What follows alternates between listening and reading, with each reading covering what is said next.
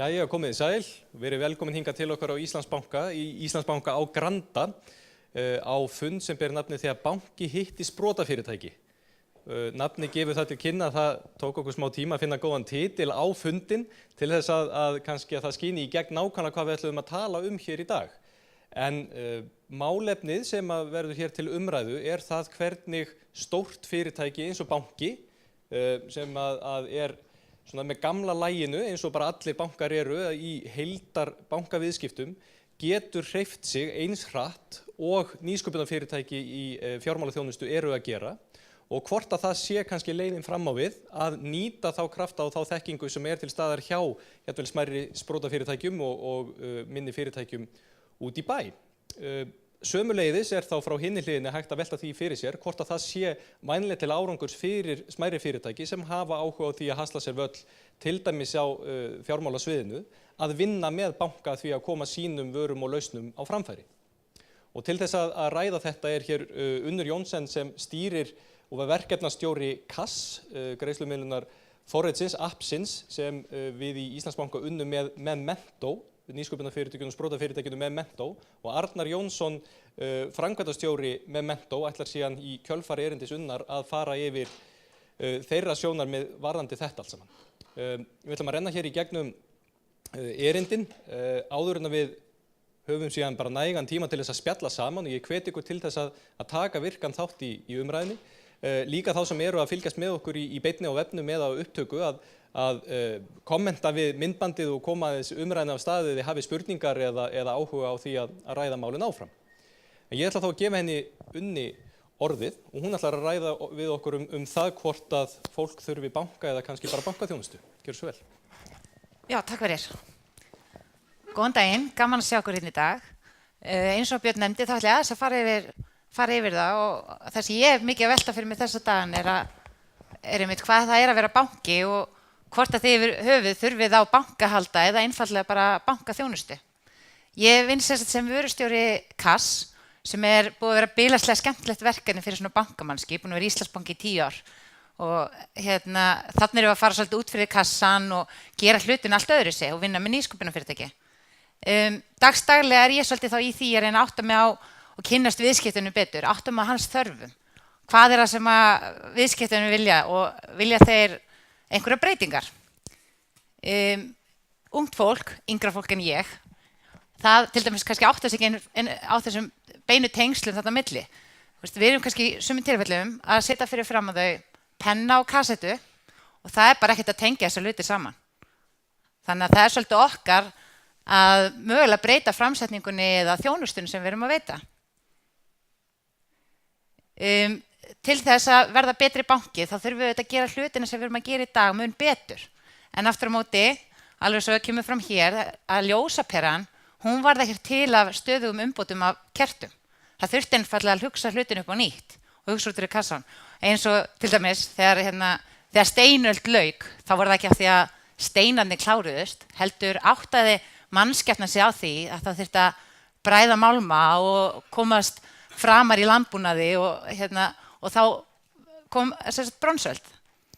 Svolítið áhugavert að hugsa, það sem við erum að gera í dag, það endilega rétta? Eða ættum við að vera að gera eitthvað annað? Við þurfum þess vegna að vera að hugsa viðskiptavinin okkar og hvað þarfir hann hefur. Og hvernig gerum við lífið hans einfaldara og þægilegra. Fyrir banka eins og okkur getur það oft verið erfitt. Því að breytingar eru erfiðar í stórum fyrirtækjum sérstaklega.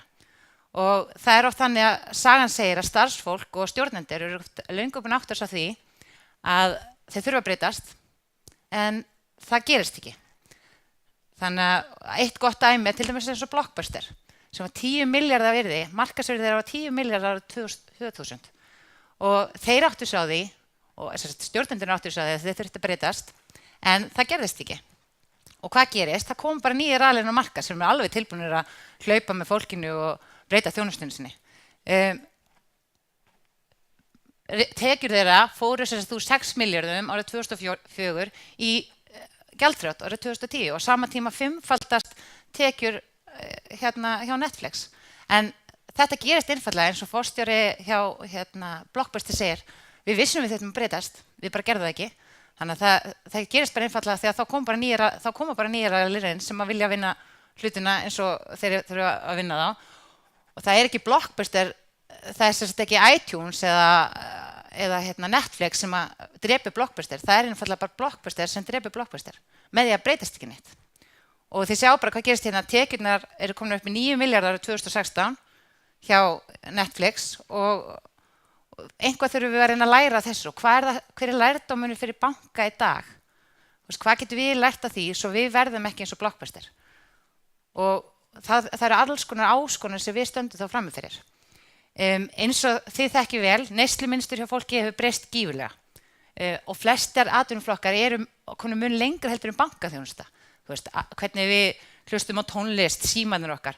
Ég til dæmis ég núna með lánsíma, ég með hérna 5. Fyrir 2 ára síðan fannst mér þetta alsíminn og ég gæti ekki ímyndað með lífið án hans. Núna segir 11 ára dóttir mín, mamma, þetta ekki einu sinni 5S. Hvert með? Þannig að hlutinni breytast rosalega hratt. Við erum meira að fara að stunda íþróttaiðkun öðru sem við erum fyrir í fjárþjálfun, við horfum aðra greinar, við erum að stunda crossfit, hlutinni allir að breytast og það sem gerist þá, þegar valkosti fjölgar og þjónustan verður öðruvísi, að viðskiptatriðin hún nánast verður engin. Og það sem við kunnum rosalega vel og gerum vel það að þjónusta eldri hópa.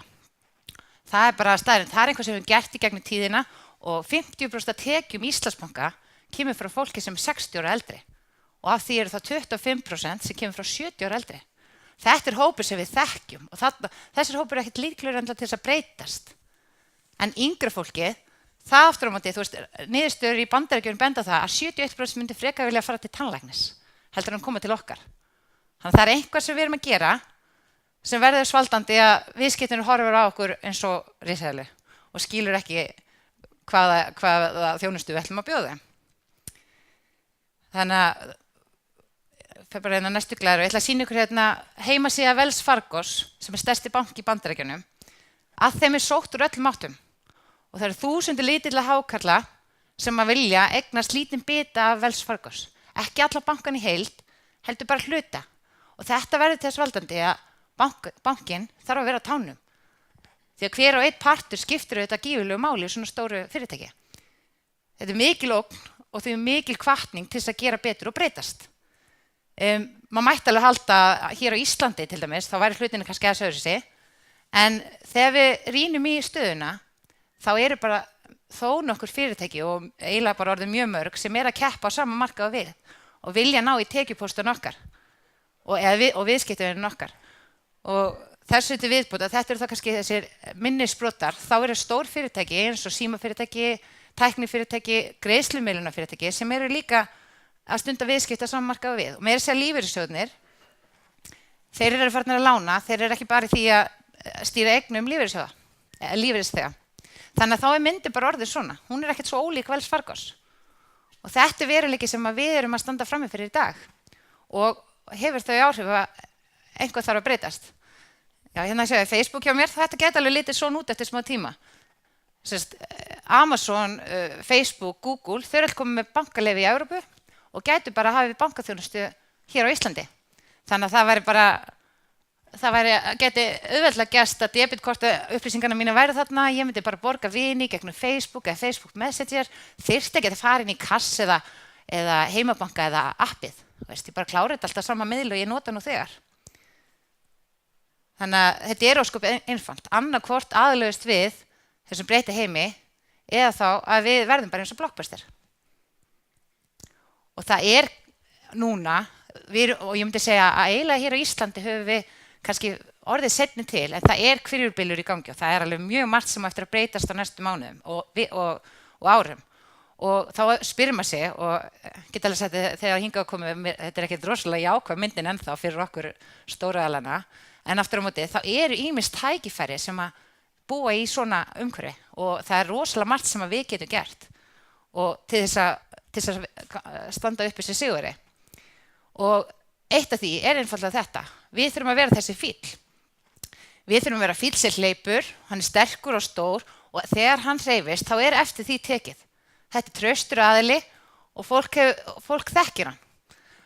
það rosalega flott og gaman að fylgjast með sprotunum og hundum, og þá, hvað ég segja, litlum sprækum, kvikum hundum, en það er engin lítill aðalheldi sem myndi ekki vilja vera stór, sterkur fíll sem að kann að hlaupa og veit hvað hann að gera. Þannig að þetta er svolítið staðan eins og við viljum horfa á hana. En það er auðvitað ekki nóg að vera bara stór, maður þarf að geta aðlagast og maður þarf að vera kvikur og geta heitt sér hratt og vera lipur því að viðskipt, eins og ég sagði áðan með síman, þetta er fljótt að breytast. Fyrir 2 árum hefði ég verið sátt við 5 mína, núna bara bíða eftir að fá minn síma úr viðgerð. En það sem er mjög nauðsynlegt fyrir okkur líka að gera, að það er að ef við ætlum að taka þátt í þessu leik, þá þurfum við að skjóta á markið. Og við þurfum að, eins og ég sagði áðan, við þurfum að breytast og við þurfum að gera hluti og við þurfum að skilja hvað það er sem við viljum gera. Við þurfum að vera með sterka liðsheild, við þurfum að vera með leikkerfi og ef við erum þar og erum tilbúin að skjóta á markið, þá eigum við síðan að skora. Eina sem er öruggt er að ef við skjótum ekki á markið, þá skorum við ekki. Það er eiginlega bara eina sem er vist. Þannig að ef við viljum taka þetta í leiknum, þá þurfum við að undirbúa okkur og vera fíllinn. Með þetta alltaf á baku okkur, þá lögðum við að staði þessa kassvegferð fyrir rétt rúmlega ári síðan. Og þetta er búið að vera rosalega merkilegu tími fyrir okkur í bankanum og það sem að gerist þegar við, til dæmis, við tengjumst þá með Mentó og sameiningu uppfærum við og vinnum með, þeir voru búin að gefa út greiðsluleið sem hét Svei á þeim tíma og hún verður uppfærð og tekur miklum breytingum og í sameiningu þá búum við þetta til á einhverjum 3 mánuðum. Bara svo að sýna ykkur aðeins frá því, það er svo margt sem það er að gera þegar kemur að svona nýju appi. Það þarf algjörlega ákveða allt frá því hvernig appið á að líta út, er einhver hámörk í svona, já, eru lágmörk, nei, ekki hjá okkur. Er hægt að vera með, eru litir og hvernig er letur og eru við markasetnum við hvernig eru við að tala og hvað á þetta barn að heita, kass. Þetta allt bara fórum við í gegnum, öryggisprófanir innan hús hjá okkur og allar þessar einingar, get sýnt ykkur einanglæri viðbót, sem sýnir sem sagt alla aðilann sem þurfa að koma aðeins inn í bankunum hjá okkur og þetta er ekki tæmandi listi. Það sem við lærum svo hjá okkur er að við eigum í samstarfi við sprotafyrirtæki og Arnar og Co. Það sem þeir eru búin að tileinka sér sérfræði þekkingu á ákveðnu sviði. Það smitast algjörlega út til okkar og þá við sem eru það teymi, svona lítið teymi í minni einingu, vinnum með þeim. Við erum með allan tengilið þá inn í allar deildinar og það er það aðli líka sem þarf að vera tilbúin að hlaupa. Þannig að það er ekki bara það að þekkingi skilir sér í mína einingu, heldur smitast þetta inn í æðakerfi í bankanum og hefur áhrif í öðrum verkefnum.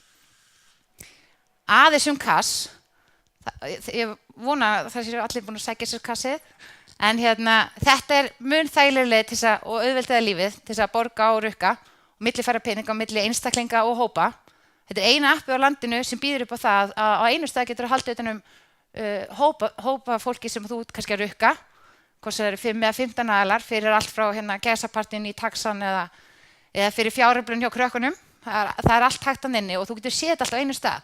Það er frábært að geta til dæmis og svo borgar einn af þessum 10 þeir með kass og tekur með seðlum, ekki með kass og þú tekur þá bara út tekur hann í burtu, þú getur verið með sikkur af fjárhæðina og allir í hópnum, segjum við sért með 10 manns, allir í hópnum sjá hver er slugsin.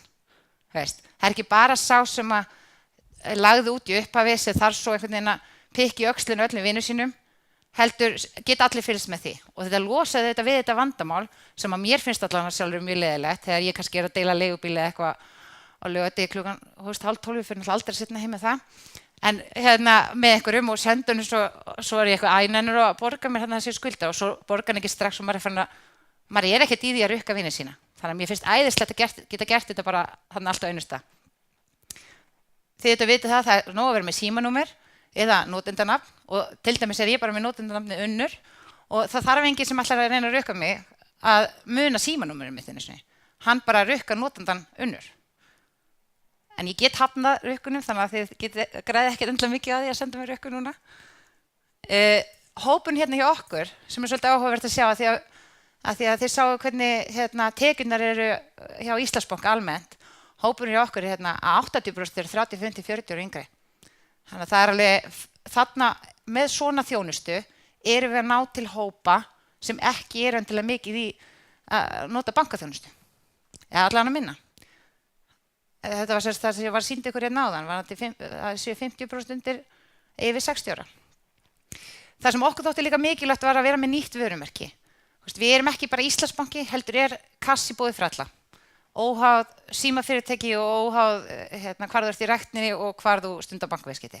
Eina sem það er snjallsími og þá þetta bara opið fyrir alla. Appið var valið besta appið ársins 2016 sem bara frábær viðkynning fyrir hópinn og sérstaklega forritarana bakvið og bara alla sem kom að þessu. Því til viðbótar kannski alltaf að nefna að þeir strákarnir í Memento fóru á Finnuvit-ráðstefnu í London núna daginn og voru valdir best on show, ekki rétt, Arnar?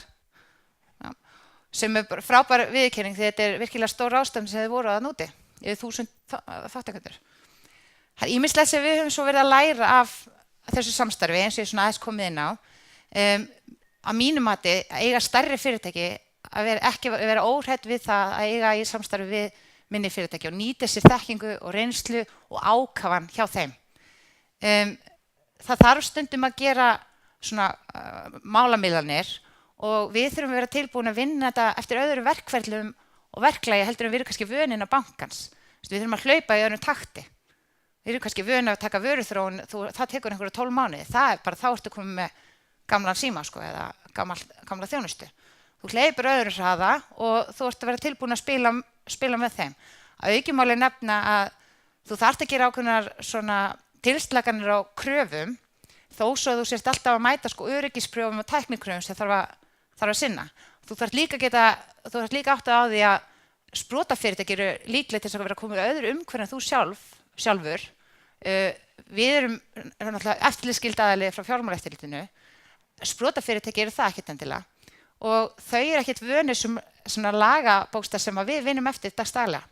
Þannig að við sem stærri aðilinn þurfum svolítið að vera tilbúin að hjálpa þeim í gegnum það ferli. Það sem við höfum líka aukið grætt á þessu er að við erum mun meira í því að vinna þetta svona cross-deildri sem kom inn á áðan, sem að ég held að hafi hjálpað mikið í öðrum verkefnum sem við erum að taka þátt í. Þannig að þessi vinna helst klálega í hendur við framtíðarsýn bankans sem að vera númer 1 í þjónustu. Það ekki bara með frábæru starfsfólki og rosalega flottum útibúum sem ég held að við séum með mjög hagkvæmt útibúnett. Heldur þurfum við að vera með þjónustuna, vera með frábæra lausnir og þjónustu sem að viðskipturinn að sækjast eftir. Ef við gerum það ekki, því þá fer hann bara annað. Og þá endum við sem þessi riðsæla. Við teljum að við tryggjum og þurfum bara bankaþjónustu, ekki bara frá sprotafyrirtækjum eins og ég var svona í upphafi og var að tala það hvort við þyrftum bankaþjónustu eða banka. En þannig að ef að við mætum viðskiptavinnunum, útbúum lausnirnar okkar þar og þegar viðskipturinn vil sækja þær, hann vil sækja þjónustu í síma, hann vil sækja ekki endilega bara opnunartíma á útibúa. Ef við gerum það, þá eigum við bara góðan séns að halda áfram að vera númer 1 í þjónustu.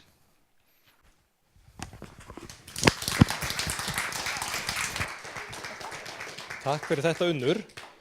Nú þá er komið að Arnari Jónssoni hjá Memento sem ætlar aðeins að útskýra sína hlið á málum. Já. Sælverðsvið, Arnar heiti ég og er framkvæmdastjóri Memento. Hvað er Memento? Það er sprotafyrirtæki sem leggur áherslu á greiðslur og að greiðslur séu skemmtilegar og einfaldar. Þetta er hópurinn og okkar saga hófst fyrir 3 árum síðan í kringum gullleikið. Við fórum kannski að stórum hluta í gegnum þessa típísku frumkvöðla vegferð. Við tókum þátt í gullleikinu, fengum í kjölfarinn englafjárfesta og gátum byrjað að smíða lausnin okkar. Og þegar við vorum langt komnir með það, þá tókum við næsta fjármagn og gáfum út síðan í kjölfarið EOS útgáfu. Og með þeirri útgáfu náðum við inn alveg 2000 notendum. En við vorum ekki komnir hins vegar út með Android útgáfu. Þannig að róðurinn var þungur og við fundum sérstaklega í kringum það að taka inn þessar notendur að það þurfti auðvitað þjónustusvið og að þurfti ýmislega svona rekstrarlegi þættir sem erfitt fyrir lítið fyrirtæki sem vill sem kannski fyrst og fremst einblína á vöru þróun. Þannig að við sem sagt leitum til Íslandsbanka og kynntum fyrir þeim lausnin okkar og í raun þá sýn sem voru með á greiðslur á Íslandi og kannski svona þessar einfaldari bankaþjónustu. Þannig að þessi iconic mynd hérna, hún sem sagt á að tákna þetta samstarf og þetta er Íslandsbanki og hér er Memento og þessar aðilar koma með mismunandi hluta af borðinu. Íslandsbanki er rótgróið fyrirtæki, þeir eru með marga ferla, þungt og mikið skipulag, marga nefndir og deildir sem fara yfir mál, þeir eru on top of things í reglugerðum, gott þjónustusvið, öryggismálin eru fyrsta flokks, saga er líka þeim í hag, ég meina þrátt fyrir hrun og annað saman sem gengur alla banka en þetta er svona ákveðið traust sem ríkir til bankana og síðan í rauninni markaðsstyrkurinn og það var kannski að fyrsta sem við höfðum ekki, það var fjármagn til að koma okkur á framfæri og þetta er þungur rekstrarliður í rauninni. En aftur á móti höfum við líka eitthvað sem bankinn hafði ekki og það er sveigjanleiki, eldmóður, við erum að gera þetta af mikilli þrá, við trúum á í raun sýnin okkar sem ég kynni betur á eftir og þá er í rauninni ekki verið að telja í tímum í vinnunni, við í rauninni bara vinnum til að koma okkar sýn á leiðarenda. Síðan er kúltúrin líka mismunandi milli bankans og sprotafyrirtækis, að í banka er kannski erfiðara að stíga út fyrir raun þægindaramman, þú ert með fullt af verkefnum og það er ekki beint hvatning kannski til þess að fara að finna upp á nýjum lausnum. Við komum líka með nýtt sjónarhorn. Við sjáum þetta algjörlega frá hlið neytandans. Ekki bara hvað kemur fyrirtækinu best við og skilvirkni. Við vinnum í litlu teymi. En þetta er stóra breytingin sem við viljum svona aðeins tipla á hjá Memento, að við lifum núna á tímum samfélagsmiðlana og alveg eins og fyrir nokkrum árum þegar alla þjónustu voru að hrúast inn í símana sjálfa, að þá eru þeir núna að hrúast inn í samfélagsmiðlana. Og fólk út í heimi, Accenture gerði könnun, að 30% yfir allan aldur er tilbúið að skipta yfir í Facebook eða Amazon ef þeir bjóðu upp á þá þjónustu. Og það sem kannski sláandi er að yngri kynslóðin er ennþá meira tilbúin í að gera það, að 72% þeirra á aldrinum 18-34 myndi í raun vilja prófa eða skipta yfir í þennan þjónustu. Og þetta er svona kannski það sem er áhyggjuefni fyrir bankan, af því að samfélagsmiðlarnir, þú ert alltaf á þeim. Við erum á þeim allan sólarhringinn, við erum stöðugt að skoða hvort við sem búin að fá like eða eitthvað annað. Þannig að tengslin í raun þangað inn eru mjög sterk og þannig að þeir bæta við í raun bankaþjónustu og þá verður þetta í rauninni ágætis pakki. Og hvað getur raun bankinn gert til þess að tengjast þessum yngri kynslóðum og mér finnst þetta ágætis mynd af því að þetta er svona það sem maður hefur séð í raun bara þvert yfir öll fyrirtæki í Íslandi í dag. Það er ef ekki að heyri í honum Snorra Björns eða Aroni Móla og láta hann kynna eitthvað og þetta auðvitað virkar sko að þú kemur á framfæri en það þarf samt að vera eitthvað efnismeira sem situr eftir, eitthvað sem þú vilt í rauninni nota og síðan kynnir fyrir viniðinum. Og er mynd sem sagt, svona aðeins að fara nú nefnir bara hvernig bankaþjónustan hefur þróast. Þetta er mjög skemmtileg mynd, þetta er hún af gjaldmiðli í Japp í Kyrrahafi og þar voru eyjaskeggjar í raun með svona stórar steinhellur sem gjaldmiðil og sko stærðin á steininu skipti ekki alveg öllu máli, heldur líka hvort hann glansaði, hvort það voru svona kristallar í honum og líka í rauninni hversu erfitt var að koma honum á eyjuna eða að finna hann. Og þau í raun héldu utan stöðu sem sagt hvers og eins á eyjunni. Það vissu allir hver var mikils virði og hvað hann átti mikið af steinum og jafnvel þótt sko steinarnir glötuðust, þeir sökku í sjóinn en samt sem áður var fólk með á nótunum sem sagt virði sem hver og einn átti í steinhellum og Og núna þetta í rauninni það sama, það ekki í rauninni ekkert á bak við þessa peninga sem við erum með, það bara tölur, digital tölur í banka. Og svona upp úr 1900 þá hófst þess að svona bankastarfsemi eins og við þekkjum hana, en hún var mjög vörumiðuð. Og það voru í raun bara lítil útibú, opin á tíma sem hentaði bankanum. Síðan í kringum 2000 þá var að vera að einblína meira á þjónustu. Og þá komu hraðbankar hann að þú gast í rauninni farið í bankan þegar þér hentaði, opnuntíma lengdust, ráðgjafar voru í þessu sínu. En núna alltaf fókusinn að breytast og nú það orðið notendamiðaðra og það sjá allavega í bankaöppunum sem búið að gefa út núna og þú getur í rauninni í einhverjum bönkum sótt lán og fleira auðkennt þig án þess að þurfa nokkuð að mæta út í útibú. En það sem ég sé samt að gerast núna og eins og maður sér á árið 1900 að þrátt fyrir það var vörumiðað þá voru mjög sterkt tengsl samt milli bankans og nær umhverfisins. Fólk mætti í útibúið í sparifötum og það var mikil svona menning fyrir þeim. Þannig að það sem ég að sjá að gerast núna svona upp úr 2017 sem akkurat í dag að fókusin að verða notenda og þjónustumiðari.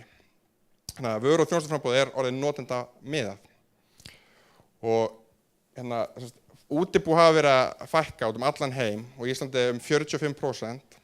Þannig að þessi tengipunktar sem bankar hafa til að halda upp þessum samböndum orðnir fáir og meira segja aðrir miðlar eins og sjónvarp, útvarp og póstur að yngsta liðið ekki þarna. Og sama að gerast út allan heim. Þannig að ýmsir hafa séð sér tækifæri til að koma inn á markaðinn og hér til með dæmi eina lausn sem bresk að þeir í rauninni náðu að fjármagna hluta af sínu uppbyggingu í gegnum crowdfunding. Þannig að það fólkið sem hefur trú á þeirra vöru sem í raun að leggja þeim fé til að byggja upp starfsemi sína. Og þeir eru stafrænir og þjónustu frambóð fyrir fram í gegnum app. Og þetta ekki eina fyrirtæki heldur, það eru fullt af bönkum og mikið í Bretlandi sem að koma inn og þeir þykjast ætla að taka yfir þennan markað. En það sem kannski helsta ógnin sérstaklega út af þessum tengslum, hvað maður tengdur samfélagsmiðlunum, að Snapchat komið með greiðslulausn, Facebook komið með greiðslun í Bandaríkjunum núna og inn í Messenger og WhatsApp í Indlandi. Þannig að þeir sem munu sigra á lokum í raun þeir sem búa til sterkt tengsl við viðskiptavini sína. Og mér langaði því aðeins í endan í raun sína okkur sín memento, hvernig raun hægt að búa til svona tengsl án þess í rauninni að færa samfélagsmiðlunum kunnan, að þeir eigi í rauninni beinustu tenginguna við hann. Og þessa lausn kynntum við á Finnavit og hlutum við mitt velunin Best of Show fyrir. En hérna eitt dæmi vini sem eru að fara að stekkja eitt félagann og þessi viðburður var á Facebook, það búið að skipuleggja brúðkaup og þeir eru búin að tala saman á Messenger hvað þeir eiga að gera. Og það eru samt ekki allir í hópnum á Messenger, þeir eru á mismunandi miðlum. Þannig að tökum hérna Gunnar sem dæmi sem duglegur að skipuleggja, hann ákveður að færa samtalið inn í bankaappið sitt sem gefið út af bankanum. Og þar getur hann fundið það sem við köllum í raun My Money Chat. Og hér getur hann tengt saman vini sína frá ólíkum miðlum. Og bankin meira þarna inn á milli að tala við eftir þörf. En núna ætlum við að finna þessa vini Gunnars og þeir eru þarna á ólíkum miðlum, WhatsApp, Skype og Facebook og fleiri. Við veljum þá og komum öllum inn í svona ákveðna gátt, eitthvað svona portal sem eins og chat nema að raun öll peningasamskipti og samtölin geta farið þarna í gegn. Og einn úr hópnum nýtir sér chatbotið sem banki býður upp á og finnur flug fyrir hópinn. Þannig að við veljum fyrra flugið sem kom þarna upp út frá uppástungu og greiðum fyrir það og getum þá í raun bara strax splittaði á hópinn. Þannig að nú allar umræður sem voru í rauninni hafðu tekið þátt á Facebook komnar yfir á annað plattform og allur hópurinn. Nú skulum við sjá þetta frá minni hlið. Ég er líka með sama banka-app og Gunni, en ég þarf svo sem ekki að vera í sama banka samt. Og ég fæ hérna notification tilkynningu að ég hef fengið nýtt chat og rukkun, opna það og greiði minn hluta. Nema hvað hér, núna allt í einu, á ég ekki inn á kortinu. Og það er ekki gott fyrir mig að ég er búinn með alla peningana hinu kortinu líka. Þannig ég vel af þessum valmöguleikum hér, sem eru til dæmis eins og að fá yfirdrátt eða bæta öðru korti eða fá lán hreinlega, að sækja yfirdrátt. Og hér er þetta reikna út frá því hvað er verið að rukka mig, þannig að ég samþykki þetta. Og þetta er fyrirfram afgreitt, þannig að ég get núna greitt fyrir flugið. Og ekki nóg með það að við erum núna búin að ganga frá fluginu þangað, að við ætlum líka að byrja að spara. Það er alveg 7 mánuðir í þessa ferð og við ætlum að hendi púk saman og safna saman. Þannig að ég ákveð að búa til í raun My Money Event eða viðburð og ég ætla að taka þessar upplýsingar frá Facebook í þetta skipti. Og þrátt að ég hef aðra valmöguleika að velja. Þannig að ég tek hérna Facebook og finn eventin, sæki upplýsingarnar úr bachelor-partíinu og það fyllist það hérna sjálfkrafa inn og kemur hérna inn í viðburðarlistan. Og þar get ég í rauninni byrja að safna með félögunum inn á sameiginlega reikning eða í rauninni bara lagt inn pening á aðra góð málefni eins og góðgerðarstarfsemi. Og hér er rauninni svona merkilegur hlutum í stað að þetta var samtal sem bara Facebook vissi að þessi skipulagning var eitthvað sem Facebook voru einir með, en núna er það komið yfir í samtal sem bankin er mitt á milli að bjóða þjónustu og tengipunkturinn við viðstöðunin. Þannig að náttúrulega sína í raun lokadæmið að það er einstakling sem er ekki með banka-appið og hann er ekki í bankanum og er ekki á Messenger heldur. Þannig að þeir finna hann á WhatsApp og Gunnar hafa verið að tala saman þar og Gunnar sendur hann link þannig að hann getur opnað inn í portalinn.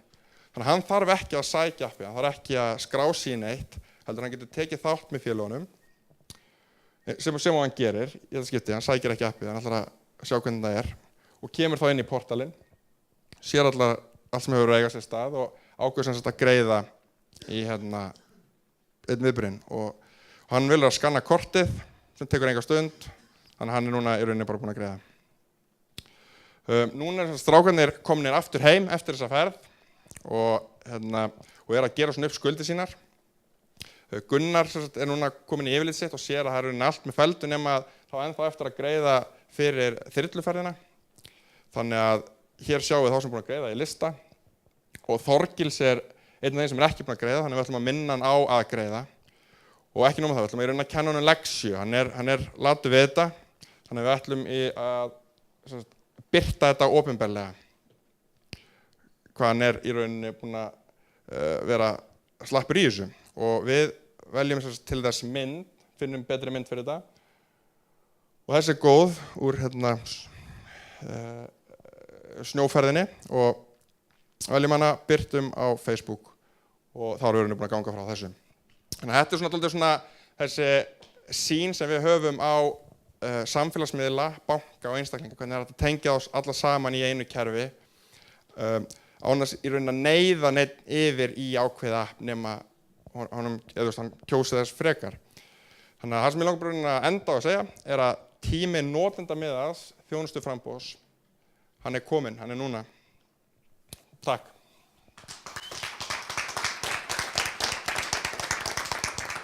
Já, Unnur vill koma inn upp. Ef það er einhverjar spurningar, þá væri gaman að fá hérna. Þetta eru í rauninni einingar sem við settum saman fyrir þetta. Við erum með live demo, ég gat ekki